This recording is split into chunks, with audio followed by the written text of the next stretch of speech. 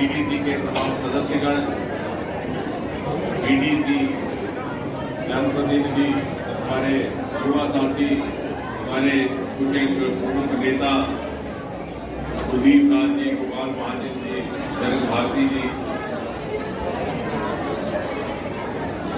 उत्सव युवा उत्सव Y20 G20 के साथ ही जोड़ करके देश भर में मनाया जा रहा है और आप भी इसका हिस्सा बने हैं। ये हम सबसे जुमला था कि ड्रॉप आउट, तो क्या पढ़ाई की थी 10वीं ड्रॉप क्या की थी, क्या पैसे की कमी वो छोड़ दे। आप कहते आज 3000 नौजवान उस लेवेंडर कल्टीवेशन के साथ भद्रवाह होने लगता है। जब आप किसी नए प्रयोग में जाते हैं तो आपके नए आयाम को तो खुद आपके अंदर से जाओ। सेकंड प्राइज, फर्स्ट प्राइज भाषण प्रतियोगिता में नेहा कुमारी सीटीएम सेकंड प्रतियोगिता, और फर्स्ट प्राइज मिला है Apoorva Sharma GDC mobile photography, mobile Manu Shiksha Niketan, Kashyap आनंद मनु शिक्षा निकेतन, राघव बजाज का सफलतापूर्वक आयोजन हुआ। कल मोदी जी के नेतृत्व की सरकार के 9 वर्ष पूरे हुए हैं। कल ही के दिन 26 मई 2014 को सायंकाल मोदी जी ने प्रधानमंत्री के रूप में शपथ ग्रहण किया था और तब से लेकर के आज तक जितने भी योजनाएं रही हैं वो युवाओं पर केंद्रित रही, और इसलिए भी कि जिस प्रकार से 2014 से पहले युवाओं में एक तरह का निराशावाद का वातावरण आ गया था,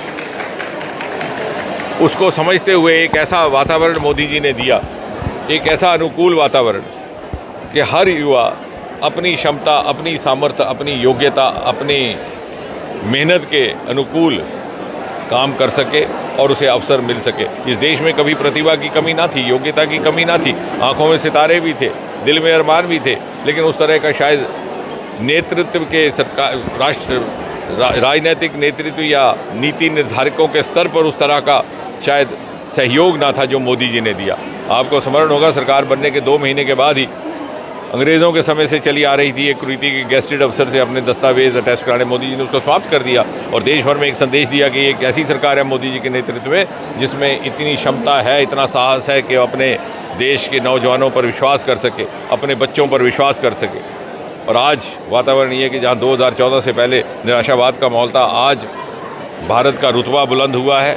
मोदी जी दुनिया के सबसे ऊंचे कद्दावर नेता के रूप में उभरे हैं और भारतीय नौजवानों की प्रतिभा का लोहा सारा विश्व मान रहा है। आज स्टार्टअप की दुनिया में हम तीसरे दर्जे पर खड़े हैं। 2014 से पहले किसी को कल्पना नहीं थी, समझना था कि दो स्टार्टअप का अर्थ क्या है। मोदी जी ने इसका आह्वान लाल किले से किया। आज हम तीसरे दर्जे पर आकर के खड़े हो गए। 1 लाख से अधिक हमारे स्टार्टअप हो गए, 115 से अधिक हमारे यूनिकॉर्न हो गए और केवल हमारे बालक ही नहीं, बालिकाएँ भी लगभग 30-35% यूनिकॉर्न विमेन लेड यूनिकॉर्न है। और देश विदेश के स्टार्टअप्स हमारे युवाओं को प्राथमिकता देते हैं। युवाओं में एक स्वाभिमान जागा है। इसके अतिरिक्त अनेकों नए आयाम, सरकारी नौकरी से हट करके दूसरे रोजगार के साधन, मुद्रा के क्षेत्र में बिना गारंटी के, बिना मॉर्गेज के लोन देना, 23 लाख करोड़ तक की राशि वितरित हो चुकी है। 80 लाख से अधिक युवा परिवार इससे लाभार्थी हुए। महिलाओं को, हमारी बच्चियों को न केवल रोजगार आमदन कमाने के साधन मिले बल्कि सम्मान मिला। लगभग 10 करोड़ से अधिक शौचालय बनाए गए महिलाओं के लिए और उनका नाम रखा गया सम्मान घर, इज्जत घर। यानी सम्मान भी, स्वाभिमान भी और सुरक्षा भी। ये तीनों 9 साल की कड़ी मेहनत का नतीजा है जो मोदी जी के नेतृत्व में की गई है और आज ये उसी का उत्सव मनाया जा रहा है। और एक संजोग है कि ये साल इतना महत्वपूर्ण गौरवशाली साल है हिंदुस्तान के लिए। इस साल हमें G20 की मेज़बानी का अवसर मिला मोदी जी के नेतृत्व में। अभी हाल ही में श्रीनगर में सफलतापूर्वक उसका कार्य संपन्न हुआ, उसका कार्यक्रम, और उसी के साथ जोड़ते हुए ये Y20 की श्रृंखला भी जारी है और इसका आज सफलतापूर्वक यहाँ पर।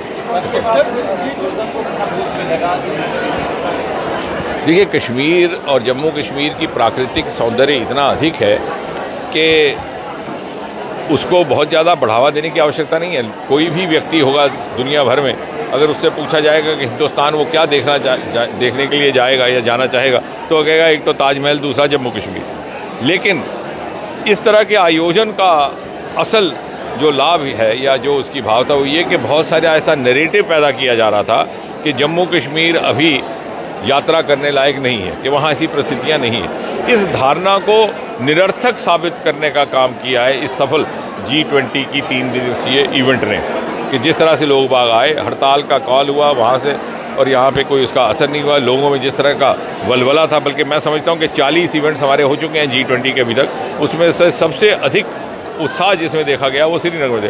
तो एक जो नैरेटिव जिसको झुठलाना था कि कश्मीर और जम्मू कश्मीर में किसी भी प्रकार से यात्रा करना या पर्यटन करने के लिए कोई किसी तरह की प्रतिकूलता नहीं है, दुविधा नहीं है, उसमें हमें एक सफलता प्राप्त हुई है।